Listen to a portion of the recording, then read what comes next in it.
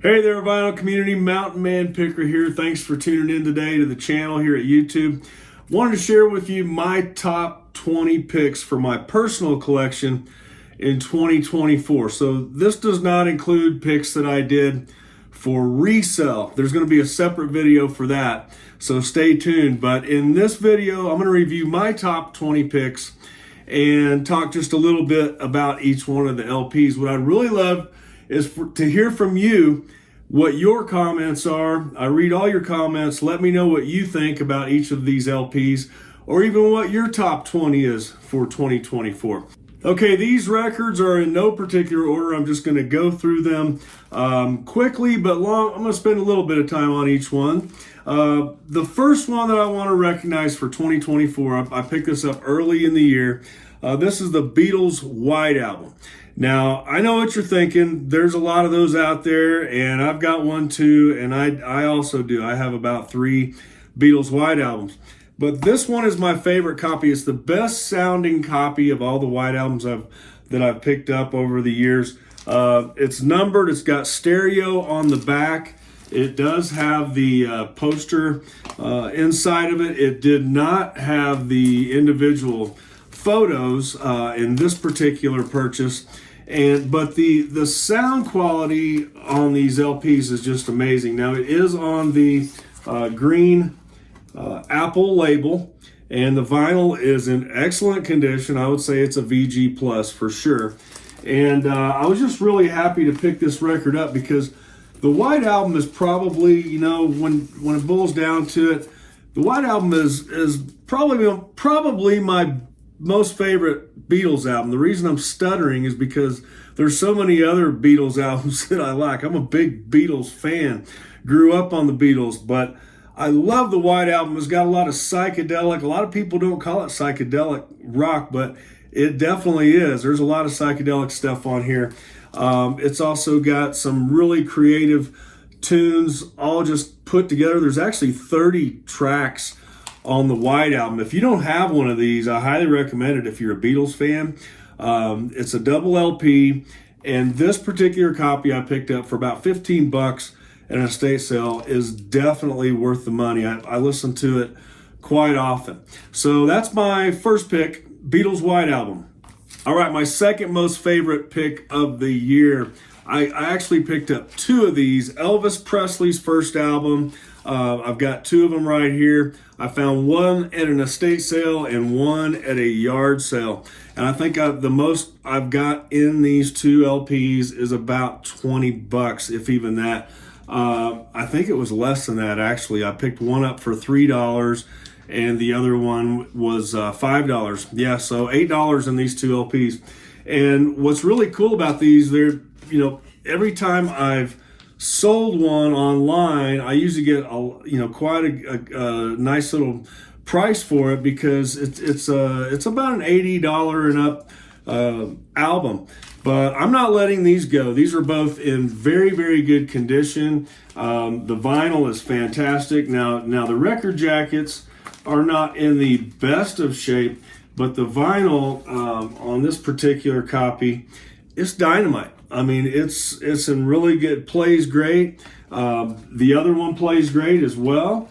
And I know what you're thinking. I'm touching the record, but I'm actually not. I'm actually touching the very beginning part of the record that's not played. So don't freak out.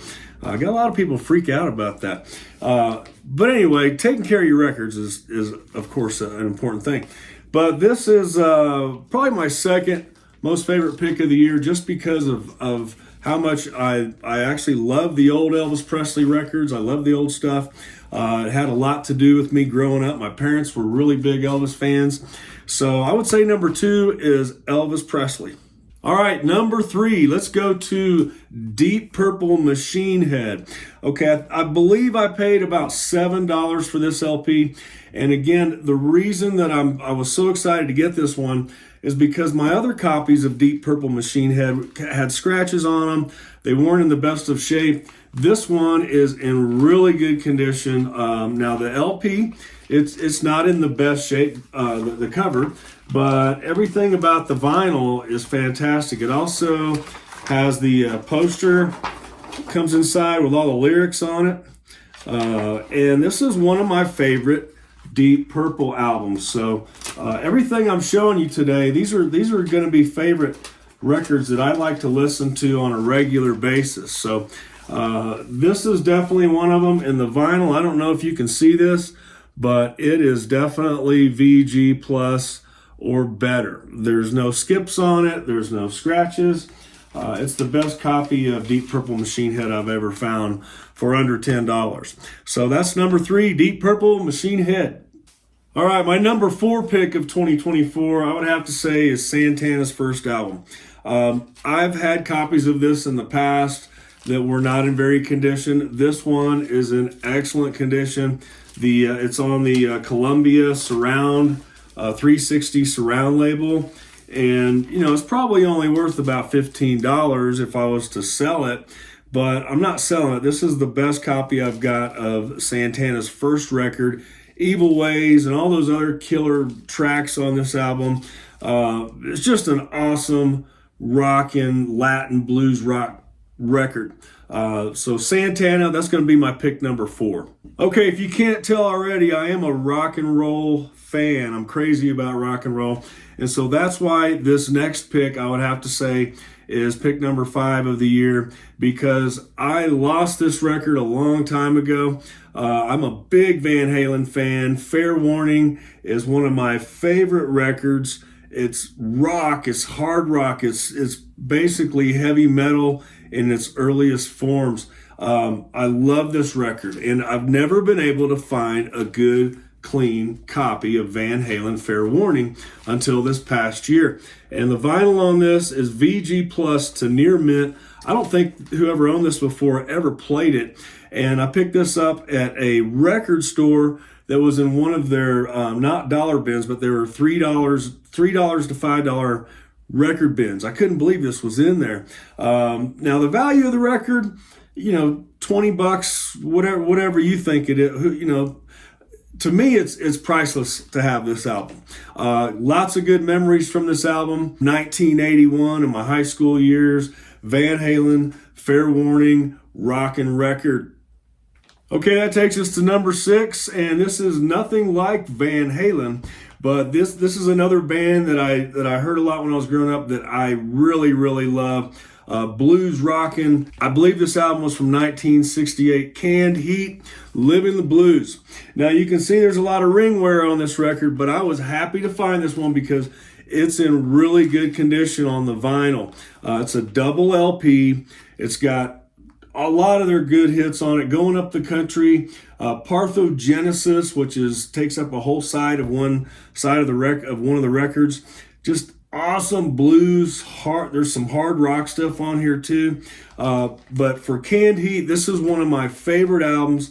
Found this one at an antique store for, I think it was $5. So I just had to have it because the other copy, like so many other vintage vinyl albums I have from the 60s, I have several that just have ring wear. They've got some scratches on them, but the vinyl on this one is excellent. So this was definitely a good pick for 2024. Here's the next one. Hey there, friends. By the way, when I'm not picking for records, I'm picking on my guitar, and I give guitar lessons. So if somebody has told you you're too old to play guitar, or you don't have enough time, or this or that, don't listen to that stuff. Go to allaboutguitaracademy.com, download your free ebook, Fast Track Guitar. We will teach you how to play guitar in as little as 6 weeks or less. Hope to see you there, and you can also check us out right here on YouTube, All About Guitar Academy. All right, let's get back to the video. Okay, from 1971, I've probably got 6 copies of this record, but this one here I'm really proud of because I only paid $1 for it, and that's the Who's Next, and this is probably the cleanest copy that I have of Who's Next. Got it for $1. Couldn't believe I found that out in the wild. I mean, there's a bunch of these floating around, but this particular one has hardly been played at all. And the Who's Next, I'm sure you're familiar with it. It's got all the Who's hits on it. I mean, it's a greatest hits album, really. Bob O'Reilly, and I mean, the list goes on. Just an awesome, amazing record. Now, I will say, in one of my Mountain Man Picker videos, and I got a lot of flack for this, I was going through a record crate and I skipped Who's Next record that was pressed in the UK. And you guys were all over that. And I didn't realize it, but because I was pretty much new to picking vinyl, and I skipped over a UK pressing. This is a US pressing. But you know what? You live and learn. So maybe next time. But Who's Next? Definitely on my list for 2024. All right, 1975. Here's a band that some people don't even know about, surprisingly, but it's heavy hard rock from the 70s, and they've got a bunch of albums out there. I've actually found quite a few of Nazareth's albums this last year, but this is probably my favorite Nazareth record, Hair of the Dog, and most everybody remembers that song. It's on here, of course, but this is a rockin' hard rock, classic rock album from the 70s, one that I heard so many times during my high school years growing up. Lots of great memories. I was happy to find this one for under $10, Nazareth, Hair of the Dog. Let's go to the next pick. Okay, pick number 9 from 1972. I actually found this in a dollar bin at Tiger Records in Colorado Springs. Thank you, Sean and Drew. Those guys always have lots of great LPs, and I always check their dollar bins, and I could not believe that I found Dwayne Almond, an anthology, in their dollar bin. I mean, I almost felt bad for picking this one up, but it does have some scratches on it. It doesn't skip, though, but the vinyl is not in excellent condition, but it's a double LP, and if you've never listened to Dwayne Almond's anthology album, man, you're missing out. Talk about some awesome blues guitar riffing. Man, you've got, I'm going to look at my computer screen just to remind me who all's on here. We've got B.B. King medley. We've got Wilson Pickett doing Hey Jude with Dwayne Almond playing lead guitar. We've got Clarence Carter doing The Road of Love. Dwayne Almond Going Down Slow. Freaking awesome song. Aretha Franklin's on here, The Wait. King Curtis, John Hammond, Boz Scaggs, Johnny Jenkins doing Rolling Stone. I could just go on and on. There's tons of great tracks on this record. In fact, I'm probably going to listen to this after I record this video today because it's such a good double LP. Dwayne Almond, an anthology, picked it up for $1. Awesome deal. That was a great pick for 2024. Here's what's next. Okay, we're halfway through. This is number 10. I just found this one actually a couple weeks ago. Blue Cheer, and I think I'm saying this right, Vincibus Eruptum. If I'm not, let me know in the comments. But Blue Cheer is a three-piece band.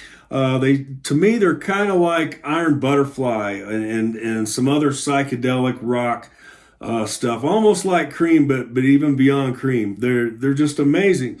And this particular record, I found it for $5 at one of my favorite places, the American Classics Marketplace, one of my favorite vendor booths there.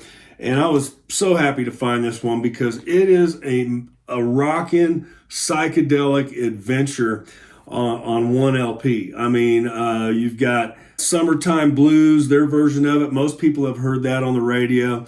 And it's just so raw and rough. It's just awesome. It's hard to describe Blue Cheer. Rockin' band from the 60s. This one, I believe, is 1968. I would say that Blue Cheer had a lot to do, just like Led Zeppelin, with the formation of heavy metal. I mean, when you listen to some of their stuff, it's just real heavy, psychedelic, acid rock. Blue Cheer, pick number 10 of 2024. All right, now let's go to 1978, that little band from Texas, ZZ Top, Tres Hombres. Now, this record, I actually have probably 4 copies of this record. I need to sell a couple, I think. But this is my most clean copy. I got it at an estate sale. And if I remember right, it was only $2. And the vinyl on this, I won't pull it out, but it is dynamite clean. And it's got most of my favorite ZZ Top hits on it. Waiting on the Bus, Jesus Just Left Chicago, LaGrange. What a killer album. And this is the gatefold version. It's from 1978. And I would say this has to be one of my best, most favorite picked albums of 2024. Let me know what you think. Okay, number 12 from 1975, Frank Marino with Mahogany Rush, Strange Universe. This album is actually not that easy to find out in the wild. I found this one at a yard sale, and there was like 4 or 5 record crates. It's the same sale I went to where I accidentally skipped the Nick Drake album, 5 Leaves Left. All right, if you haven't seen that, make sure you find it in my library of videos. So anyway, Mahogany Rush, Strange Universe. I did manage to walk out of there with this one.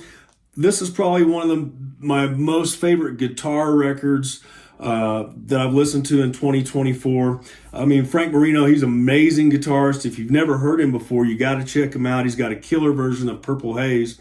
But this album right here is in my opinion, one of Frank's best LPs, Strange Universe. That has to be on my list for 2024. Psychedelic, progressive rock, hard rock, call it what you want, Mahogany Rush. All right, one of my most favorite Pink Floyd albums out there that I've been looking for quite a while. They're out there, but they're usually overpriced and hard to get a good, clean copy, at least for me. I did find one, though, at the Colorado Record Show from one of the vendors there, Pink Floyd Animals.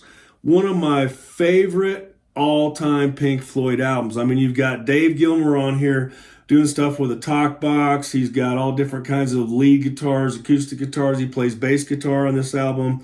I mean, it's just awesome. It's a work of art. Pink Floyd Animals. I picked this one up when I bought several records from the same vendor, so it actually came out to about $20 for this copy. Usually when I see this album in the wild, it's outrageously priced, $50, $60.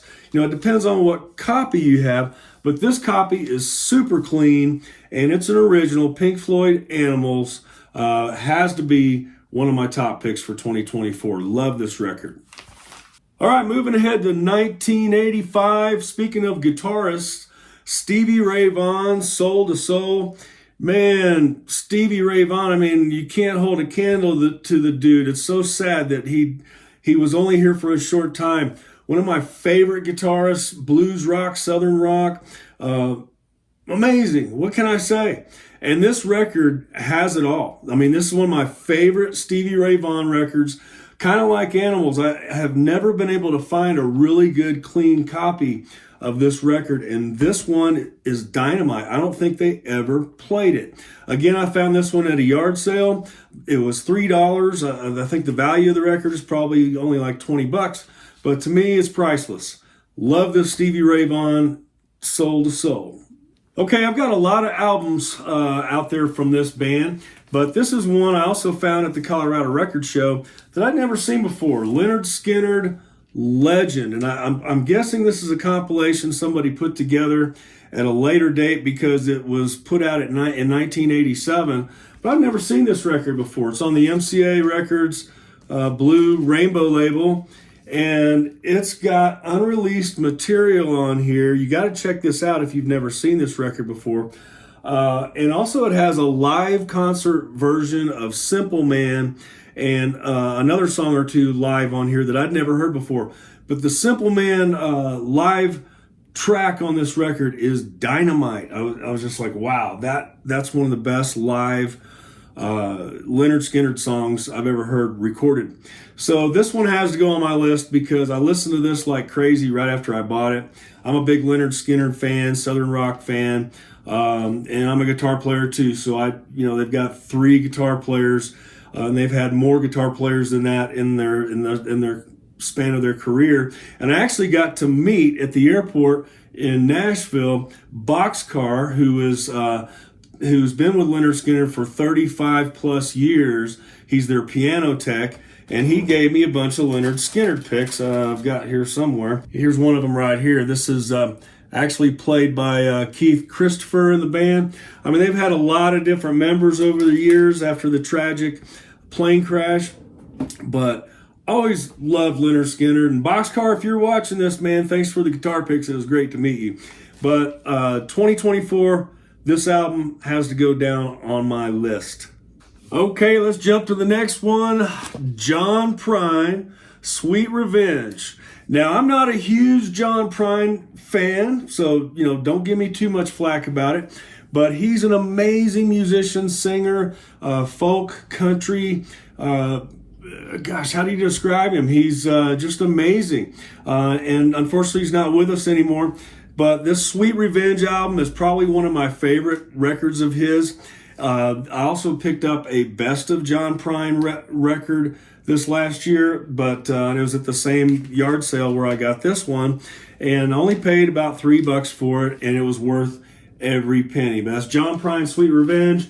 It's got hits on there like Christmas in Prison, Dear Abby, Sweet Revenge, of course, and the humor, from John Prine is just it's amazing. He's got so many songs you listen to where you just start laughing, and then there's others where he makes you cry. What a guy, man. John Prine, Sweet Revenge. I would say that has to go on my list for 2024. All right, speaking of another musician that we lost recently, John Mayo. I've got lots of John Mayo records, but this is probably one of my favorites because to me, it's the essence. This is, my personal opinion. It's kind of the essence of what John Mayo was capable of doing. I mean, I believe he did this entire album pretty much all himself, all the instruments on it.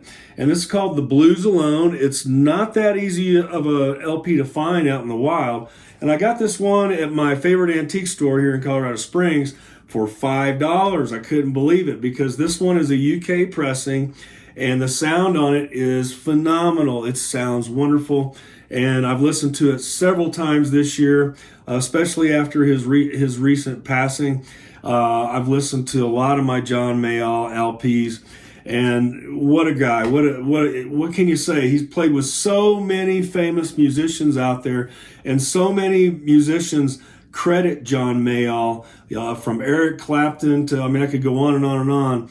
There's a long list of guitar players and musicians that credit John Mayo for helping them get off to a good start. He's got quite a big history in music. Check him out if you're unfamiliar with him. But this record here, this was one of my favorite picks for the year. Okay, from Canada, the Rockin' Threesome, Rush, Alex Lifeson, Neil Peart, and Geddy Lee. One of my favorite all-time bands ever. Amazing musicians. I don't care what anybody says. They are some of the kings of rock and roll in my book. Progressive rock, heavy rock, hard rock, whatever you want to call it. I remember when I first heard Rush 2112, I was totally blown away in my teenage years. And then Rush Farewell to Kings, which came out in 1977, when I first started listening to this album, totally blew me away. And I was hooked. So the reason this is one of my favorite picks of 2024 is because this is just a super clean copy of Rush Farewell to Kings. I picked this one up at Colorado Record Show as well. And I think I even paid like $15 or something like that for it. Well worth it though. I've been missing this album in my collection for quite a while. I don't know what happened to my original Farewell to Kings, but anyway, now I have it back home with me, and this is one of my favorite Rush records. Very underrated album, by the way, but if you've never listened to Rush Farewell to Kings, you got to check it out if you like progressive rock, like Yes and bands like that. Awesome record. One of my favorite picks for the year. Okay, coming in at number 19 for best pick of the year that stays in my personal collection. I would have to say that out of all the Beatles records I bought this past year, besides the White Album, Sgt Pepper's Lonely Hearts Club Band is way up there on my list of favorite Beatles records. And I've got two of them here that I picked, but the one I'm most happy with that I picked is this one. This is a mono copy, and this is a stereo copy. Now, the stereo copy sounds amazing. I mean, it's stereophonic. It sounds awesome.